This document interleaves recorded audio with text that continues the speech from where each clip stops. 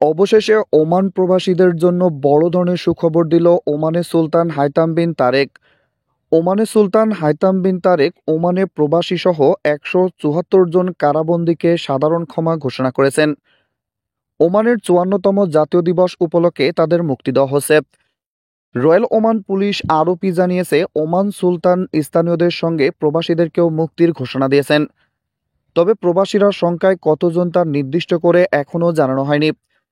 প্রতিবছর 2 ঈদ ওমানের জাতীয় দিবস এবং দেশটির বিশেষ বিশেষ দিন উপলক্ষে জেলবন্দীদের মুক্তি দেন সুলতান। প্রয়াত সুলতান কাবুস বিন সাইদের শাসনামল থেকে এই রেওয়াজ চলে আসছে। বর্তমান সুলতান হাইতাম বিন তারেক সেই ধারাবাহিকতা অব্যাহত রেখেছেন। এদিকে ওমানের জাতীয় দিবস উপলক্ষে আগামী 20 ও 21 নভেম্বর অর্থাৎ বুধবার ও বৃহস্পতিবার দেশটিতে সরকারি ছুটি ঘোষণা করা হয়েছে। এই দিনগুলোয় দূতাবাসের কার্যক্রমও বন্ধ থাকবে। গেল সপ্তাহে উপমিশন প্রধান মৌসুমী রহমান স্বাক্ষরিত এক বিজ্ঞপ্তিতে জানানো হয়, ওমানের জাতীয় দিবস উপলক্ষে ঘোষিত ছুটির দিনে দূতাবাসের দাপ্তরিক কার্যক্রম বন্ধ থাকবে। এজন্য ওমানে যে সমস্ত প্রবাসী বাংলাদেশিরা বিভিন্ন অপরাধের কারণে সাজাভুক্ত হয়ে কারাগারে ছিলেন, তাদের মধ্য থেকে এবার নতুন করে 174 জন প্রবাসীকে কারামুক্তি দিচ্ছে ওমানের সুলতান হাইতাম বিন তারেক।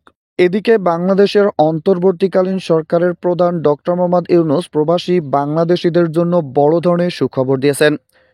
মধ্যপ্রাচ্যের সৌদি আরব, সংযুক্ত আরব আমিরাত, কাতার, কুয়েত, ওমান, বাহরাইন, জর্ডান সহ সকল দেশের প্রবাসী বাংলাদেশিদের জন্য বড় ধরনের সুখবর দিয়েছেন। এবার নতুন করে প্রবাসী বাংলাদেশি কর্মীরাও বাংলাদেশের জাতীয় নির্বাচনে অংশগ্রহণ করতে পারবেন। তিনি জানিয়েছেন, প্রবাসী বাংলাদেশিদের সকল ধরনের সুযোগ সুবিধা দেওয়া হবে। প্রবাসী বাংলাদেশিরা তাদের নিজ কর্মস্থলে বা তাদের জন্য যদি কর্মস্থলে কোনো অনাকাঙ্ক্ষিত দুর্ঘটনা করে, তাহলে তাদের লাশ দেশে সরকারি খরচেই আনা হবে। এমনকি প্রবাসী বাংলাদেশি কর্মীরা এবার বাংলাদেশের জাতীয় নির্বাচনে সরাসরি অংশগ্রহণের সুযোগও পাবেন। গতকাল তিনি জাতির উদ্দেশ্যে ভাষণ দেওয়ার সময় এমনটি জানিয়েছেন।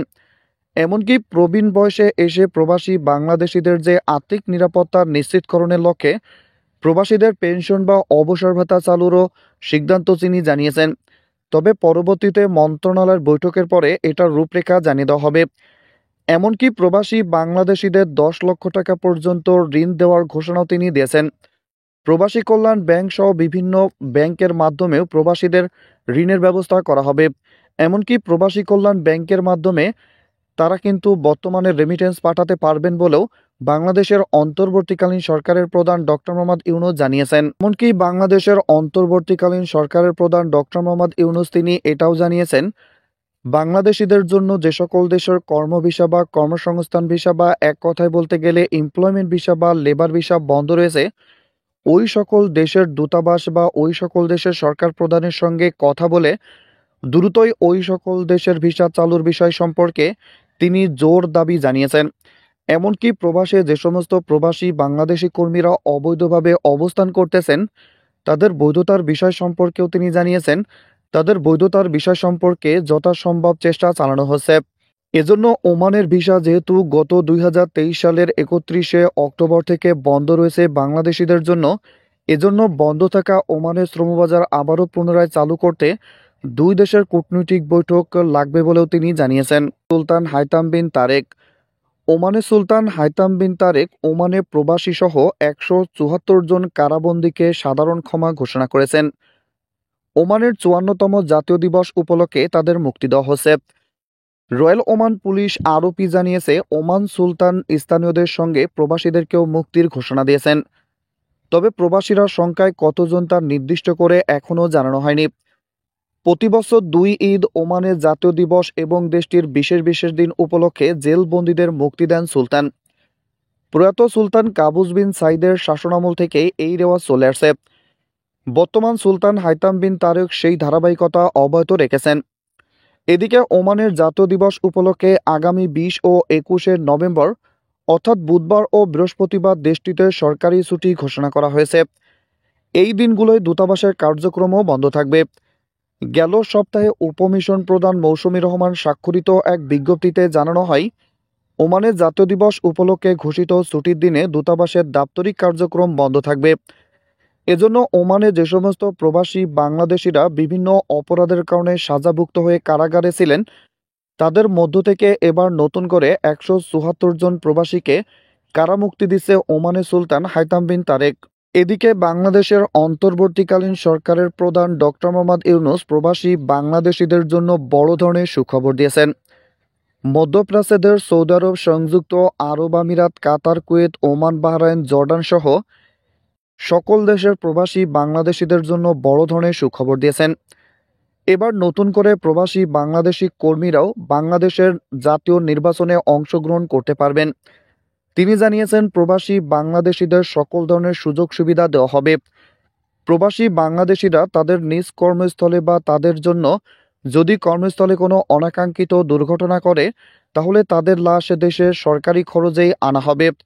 এমনকি প্রবাসী বাংলাদেশি কর্মীরা এবার বাংলাদেশের জাতীয় নির্বাচনে সরাসরি অংশগ্রহণের সুযোগও পাবেন। গতকাল তিনি জাতির উদ্দেশ্যে ভাষণ দেওয়ার সময় এমনটি জানিয়েছেন।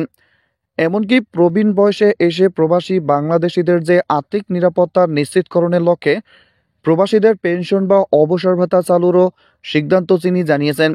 তবে পরবর্তীতে মন্ত্রণালয়ের বৈঠকের পরে এটার রূপরেখা জানিয়ে দেওয়া হবে। এমনকি প্রবাসী বাংলাদেশিদের 10 লক্ষ টাকা পর্যন্ত ঋণ দেওয়ার ঘোষণাও তিনি দিয়েছেন। প্রবাসী কল্যাণ ব্যাংক সহ বিভিন্ন ব্যাংকের মাধ্যমেও প্রবাসীদের ঋণের ব্যবস্থা করা হবে। এমনকি প্রবাসী কল্যাণ ব্যাংকের মাধ্যমে তারা কিন্তু বর্তমানে রেমিটেন্স পাঠাতে পারবেন বলেও বাংলাদেশের অন্তর্বর্তীকালীন সরকারের প্রধান ডক্টর মোহাম্মদ ইউনূস জানিয়েছেন। এমনকি বাংলাদেশের অন্তর্বর্তীকালীন সরকারের প্রধান ডক্টর মোহাম্মদ ইউনূস তিনি এটাও জানিয়েছেন, বাংলাদেশিদের জন্য যে সকল দেশের কর্ম ভিসা বা কর্মসংস্থান ভিসা বা এক কথায় বলতে গেলে এমপ্লয়মেন্ট ভিসা বা লেবার ভিসা বন্ধ রয়েছে, ওই সকল দেশের দূতাবাস বা ওই সকল দেশের সরকার প্রধানের সঙ্গে কথা বলে দ্রুতই ওই সকল দেশের ভিসা চালুর বিষয় সম্পর্কে তিনি জোর দাবি জানিয়েছেন। এমনকি প্রবাসে যে সমস্ত প্রবাসী বাংলাদেশি কর্মীরা অবৈধভাবে অবস্থান করতেছেন, তাদের বৈধতার বিষয় সম্পর্কেও তিনি জানিয়েছেন, তাদের বৈধতার বিষয় সম্পর্কে যথাসম্ভব চেষ্টা চালানো হচ্ছে। এজন্য ওমানের ভিসা যেহেতু গত 2023 সালের 31শে অক্টোবর থেকে বন্ধ রয়েছে বাংলাদেশিদের জন্য, এজন্য বন্ধ থাকা ওমানের শ্রমবাজার আবারও পুনরায় চালু করতে দুই দেশের কূটনৈতিক বৈঠক লাগবে বলেও তিনি জানিয়েছেন। ওমানের সুলতান হাইতাম বিন তারেক ওমানে প্রবাসী সহ 174 জন কারাবন্দীকে সাধারণ ক্ষমা ঘোষণা করেছেন। ওমানের 54তম জাতীয় দিবস উপলক্ষে তাদের মুক্তি দেওয়া হচ্ছে। রয়্যাল ওমান পুলিশ আরওপি জানিয়েছে, ওমান সুলতান স্থানীয়দের সঙ্গে প্রবাসীদেরকেও মুক্তির ঘোষণা দিয়েছেন। তবে প্রবাসীরা সংখ্যায় কতজন তা নির্দিষ্ট করে এখনও জানানো হয়নি। প্রতি বছর 2 ঈদ, ওমানের জাতীয় দিবস এবং দেশটির বিশেষ বিশেষ দিন উপলক্ষে জেল